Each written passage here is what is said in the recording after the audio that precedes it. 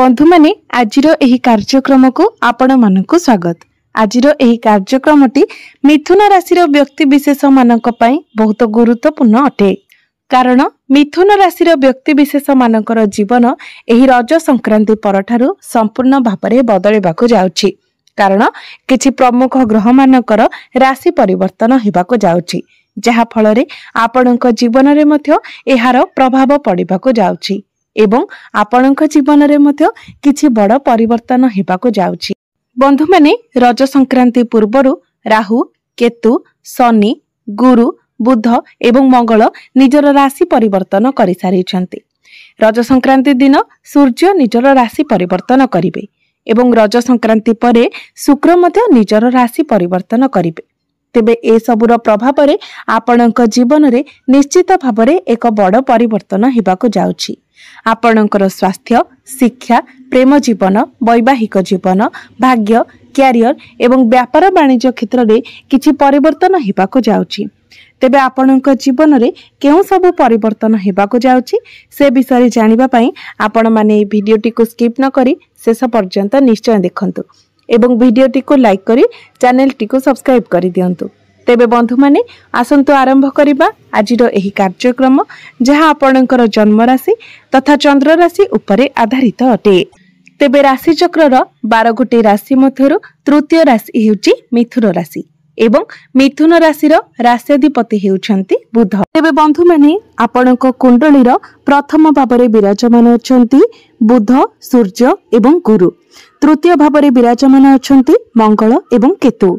नवम भावरे विराजमान अछंती राहु। दशम भावरे विराजमान अछंती शनि एवं आपणकर एकादश भावरे विराजमान अछंती शुक्र। तो सर्वप्रथमे आसंतु जानि नेबा आपणकर स्वास्थ्य किपरि रहिबो एही रज संक्रांति परे। तेबे कुंडलीर प्रथम भावटी होइथाय स्वास्थ्यर भाव, इम्यूनिटी सिस्टम रो भाव। आपणक प्रथम भावर अधिपति हेउछंती बुध एवं बुध प्रथम भावरे ही विराजमान अछंती। तेबे स्वास्थ्य आपणकर रज संक्रांति परे बहुत भल रहिबो, कारण बुध तांकर स्वगृह रे बहुत भल स्थिति रे रहिबे, जहा फलरे आपणकर इम्यूनिटी सिस्टम स्ट्रांग रहिबो एवं स्वास्थ्य मध्य आपणकर बहुत भल रहिबो। पूर्वरु बुध आपणकर द्वादश भावरे थिले। द्वादश भावटी को कुंडली रे भल बोली माना जाय न थाए। तेणु पूर्वरु आपणकर जहाबी स्वास्थ्य जनित समस्या थिला से सब स्वास्थ्य जनित समस्या मध्य आपणकर दूर होई जिवो। आपण निजको स्वास्थ्यवान अनुभव करिवे। एबे आसंतु जानिबा आपणकर शिक्षा क्षेत्र किपरि रहिबो रज संक्रांति परे। विद्यार्थी मानक पई किपरि रहिबो रज संक्रांति परर समय। तेबे बंधु माने कुंडलीर पंचम भावटी होइथाय आपणकर शिक्षार भाव। आपणक पंचम भावर अधिपति हेउछंती शुक्र। शुक्र आपणकर एकादश भावरे विराजमान अछंती एवं एकादश भावरे रही पंचम भाव को देखुछंती। गुरुंकर दृष्टि मध्य पंचम भाव उपरे रहुछि। एहा सहित राहुंकर दृष्टि मध्य आपणकर पंचम भाव उपरे रहुछि। तेबे बंधु माने जेहेतु राहुंकर दृष्टि आपणकर पंचम भाव उपरे रहुछि, तेणु आपणक मध्यरे कन्फ्यूजन आसीबो। आपण जहा करबाको चाहथिबे ताहा पुणी डिसिजन आपण चेंज करि नेबे। एमितिरे भी मिथुन राशिर व्यक्ति विशेष माने दुई स्वभावर व्यक्ति होइथांती। सेमानक मध्यरे सर्वदा दुई स्वभाव देखा देइथाय। किंतु आपण जदि निजर पाठ पढारे डिसिजन चेंज करंती, बारंबार आपणकर डिसिजन को चेंज करंती, ताहले निश्चित भाबरे आपण समस्या रे पडिबे। आपण जदि किछि करिबा पई डिसिजन नेचंती एवं आपणको अन्य केही आउ किछि करिबा पई परामर्श देउछि एवं आपण निजर प्लानिंग चेंज करि नेउछंती, पुणी अन्य केही आपणको आउ किछि सजेशन देला परे आपण पुणी थरे निजर डिसिजन को चेंज करि नेउछंती। तो एपरि परिस्थिति रे आपणकर पाठ पढारे बहुत समस्या आसीबो। तेणु आपण पाठ पढारे गोटी ही लक्ष्य धार्य करंतु एवं सेही लक्ष्य रे ही आपण फोकस करंतु। एबे आसंतु जानिबा आपणकर प्रेम जीवन किपरि रहिबो एही रज संक्रांति परे। तेबे बंधु माने कुंडलीर पंचम भावटी आपणकर शिक्षार भाव हेबा सहित पंचम भावटी मध्य होइथाय आपणकर प्रेम जीवनर भाव। तो आपणक पंचम भावर अधिपति हेउछंती शुक्र। शुक्र आपणकर एकादश भावरे विराजमान अछंती एवं आपणक प्रथम भावर अधिपति बुध प्रथम भावरे ही विराजमान अछंती। तेबे गुरु जेहेतु आपणकर प्रथम भाव में रोचंती आपणक मध्यरे मैच्योरिटी लेवल अधिक रहिबो। प्रत्येक जिनिस को आपण बहुत भल भाव में बुझी पारिबे एवं बुझाई पारिबे। निजर भूल को आपण बुझी पारिबे। तो प्रेम जीवन आपणकर रज संक्रांति परे बहुत भल रहुछि। पूर्वरु जदि आपणकर किछि समस्या चलीथिला आपणक मध्यरे मिसअंडरस्टैंडिंग थिला किंबा मिसकम्युनिकेशन थिला तो से सब समाधान होई जिवो। आपणक मध्यरे संपर्क मजबूत हेबो। फीलिंग्स मध्य बहुत भल रहिबो। एबे आसंतु जानिबा आपणकर वैवाहिक जीवन किपरि रहिबो एही रज संक्रांति परे। तो बंधु माने कुंडलीर सप्तम भावटी होइथाय आपणक वैवाहिक जीवनर भाव। आपणक सप्तम भावर अधिपति हेउछंती बृहस्पति। बृहस्पति आपणकर प्रथम भाव रे अछंती। प्रथम भाव रे रही गुरु आपणकर सप्तम भाव को देखुछंती। तेबे शनि एवं सूर्यंकर दृष्टि आपणकर प्रथम भाव उपरे रहुथिबा हेतु आपणकर पार्टनर को मध्यरे आपण टिके जिद्दी स्वभाव देखिबा को पाइबे। तेबे भी एहार कोनोसी खराब प्रभाव आपणकर वैवाहिक जीवन उपरे पड़िबो नाही। आपणकर वैवाहिक जीवन बहुत भल रहिबो। तेबे वैवाहिक जीवन आपणकर रज संक्रांति परे बहुत भल रहिबो। एबे आसंतु जानिबा सबुठारु गुरुत्वपूर्ण विषय वस्तु आपणकर भाग्य क्यारियर एवं व्यापार वाणिज्यर स्थिति किपरि रहिबो एही रज संक्रांति परे।